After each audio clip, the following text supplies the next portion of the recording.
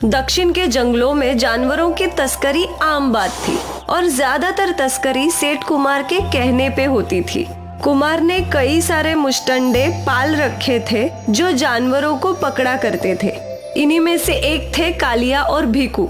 ये दोनों सांप पकड़ने में स्पेशलिस्ट थे।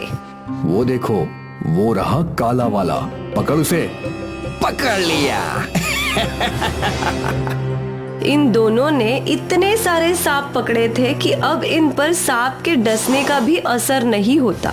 ये दोनों सांपों से खेला करते थे। ये देख, कितनी कोशिश कर रहा है आजाद होने की।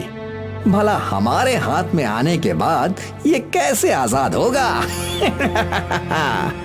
जब भी भीकू और कालिया अपनी गठरी लेकर कुमार के पास पहुंचते हैं तो कुमार उन्हें हर सांप के 2000 रुपए देता है।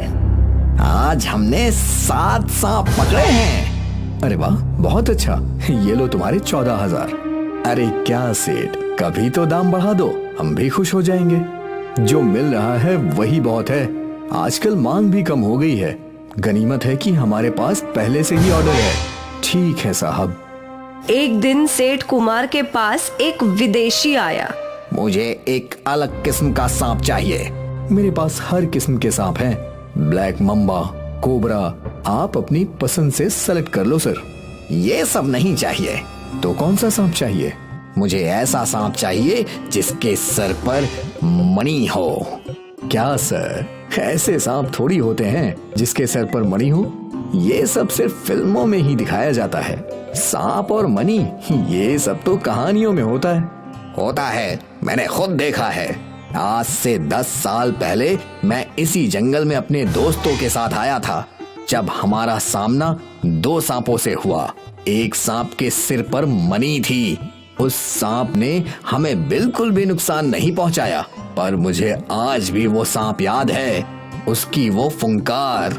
पर ऐसे सांप को हम कैसे ढूंढेंगे? वो जगह मुझे याद है। तुम अपने लोगों के साथ चलो, मैं तुम्हें वो जगह दिखाऊंगा और फिर तुम लोग उस सांप को पकड़ लेना। वो सब तो ठीक है, पर उस सांप को पकड़ने में हमारा क्या फायदा है?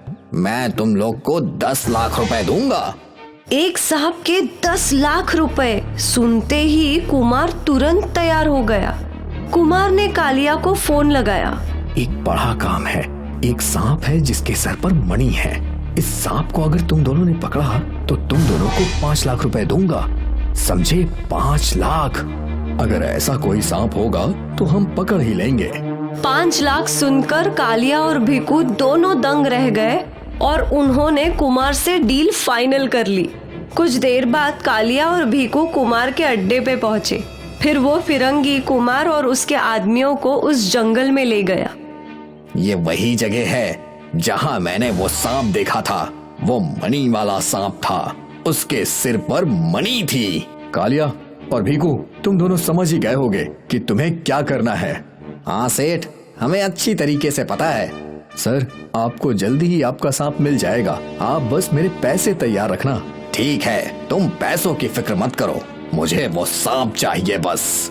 उस दिन से कालिया और भीकू दोनों उस मणि वाले सांप की तलाश में लग गए। तुझे क्या लगता है, ऐसा मणि वाला कोई सांप होगा क्या? पता नहीं रे, मैंने फिल्मों में भी बहुत देखा है ऐसे सांपों को, पर जिंदगी में कभी नहीं देखा। पर अगर हम दोनों ने उस सांप को पकड़ा तो हम लोगों को 5 लाख रुपए मिलेंगे। हमें जिंदगी भर काम करने की जरूरत ही नहीं पड़ेगी। मुझे समझ में नहीं आ रहा है कि वो फिरंगी उस सांप के 10 लाख रुपए क्यों दे रहा है, लेकिन मुझे क्या, मुझे तो पैसों से मतलब है। वो फिरंगी उस सांप का कुछ भी करे, बस हमें पैसा दे दे। बिल्कुल, हमें उस सांप को ढूंढने की कोशिश जरूर करनी चाहिए।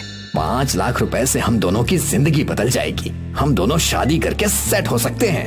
हाँ हाँ, और मैं अपनी माला के साथ शादी करके सुखी जीवन बिताऊंगा। तू और तेरी माला, ठीक है, कर लेना शादी। अब पहले सांप को ढूंढ, सांप को, वरना माला से शादी बस सपने में ही होगी। हर रात कालिया और भीकू उस सांप की तलाश में सारा जंगल छान मारते हैं। काफी दिन बीत गए, वो दोनों निराश होने लगे थे। अब तो मुझे यकीन हो गया है कि कोई ऐसा सांप नहीं होता। देख, आज आखिरी रात देखते हैं। आखिर 5 लाख रुपयों का सवाल है, वरना भाई को बोल देंगे कि ऐसा कोई सांप है ही नहीं। अब इतनी मेहनत की है तो एक रात और सही। ठीक है। वो रात पूर्णिमा की रात थी और आकाश में चांद पूरा था।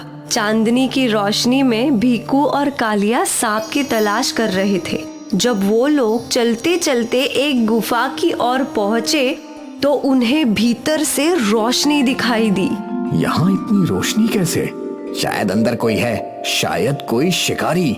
नहीं नहीं, कुछ तो गड़बड़ है। जंगल के इतने अंदर, वो भी गुफा में, कोई शिकारी नहीं आ सकता। तो फिर कौन होगा? वो तो भीतर जाके ही पता चलेगा। जब दोनों अंदर गए तो चौंक गए। वहाँ एक बड़ा सा सांप एक शिवलिंग के पास बैठा था। उस सांप के सिर से रोशनी चमक रही थी। ये वही सांप है, मनी वाला। पकड़ उसे। इसके पहले कि भीकू उस सांप को पकड़ता, उस सांप ने अपनी आंखें खोली और सांप ने भीकू को फुर्ती से जकड़ लिया। कालिया उसकी मदद करने जा ही रहा था कि आसपास से बहुत सारे सांप कालिया की ओर बढ़ने लगे। अपनी जान बचाने के लिए कालिया गुफा से बाहर भागने लगा और सारे सांप कालिया का पीछा कर रहे थे। कालिया भागते भागते कुमार के पास पहुंचा। कुमार भी जंगल में ही था। वो सांप, क्या तुझे वो सांप मिल गया? उस सांप ने भीकू को मार दिया क्या? कालिया कुमार को सारी बातें बता ही रहा था कि बहुत से सांप उनकी ओर बढ़ने लगे। पीछे देख, साहब, भाग कालिया, अपनी जान बचा। कुमार और कालिया दोनों अपनी जान बचाने के लिए यहाँ वहाँ भागने लगे कि तभी अचानक उन्हें वो फॉरेनर मिला। वो अपनी जीप में सांप की तलाश कर रहा था। कुमार और कालिया दोनों उसकी जीप में कूद गए। यू टर्न ले ले जल्दी। क्यों? अबे तू टर्न ले, वरना कोई भी जिंदा वापस नहीं जाएगा। तेरी मनी के चक्कर में हम सब मारे जाएंगे। फॉरेनर ने गाड़ी को यू टर्न मारा तो पीछे मनी वाला सांप खड़ा था। उस सांप को देखकर तीनों डर गए। सांप की मनी चमकने लगी और उस मनी से ढेर सारे सांपों की बारिश होने लगी। सारे सांप जीप की ओर बढ़ने लगे। ये सांप हमें नहीं छोड़ेगा। हमने खुद अपनी मौत को दावत दे दी है। वो देखो, मेरा मनी। जाओ जाओ, उस सांप को पकड़ो। अरे फिरंगी, वो मनी नहीं है, मौत है, मौत। तुझे अपनी मौत दिखाई नहीं दे रही है क्या? I want that money। मैं 20 लाख दूंगा। नहीं चाहिए तेरे पैसे, यहाँ सामने मौत खड़ी है, मौत। तब तक सांपों ने जीप को चारों ओर से घेर लिया था। मनी वाला सांप जीप पर कूद गया। वो फन मार के बैठ गया और एक एक करके मनी वाले सांप ने तीनों को डस लिया। तीनों के मरते ही सारे सांप उस मनी में समा गए और मनी वाला सांप वापस अपनी गुफा में चला गया। हर वो इंसान जिसको मनी वाले सांप के बारे में पता चलता है, उसकी मौत निश्चित है। मनी वाला सांप एक रहस्य है और रहस्य ही रहेगा।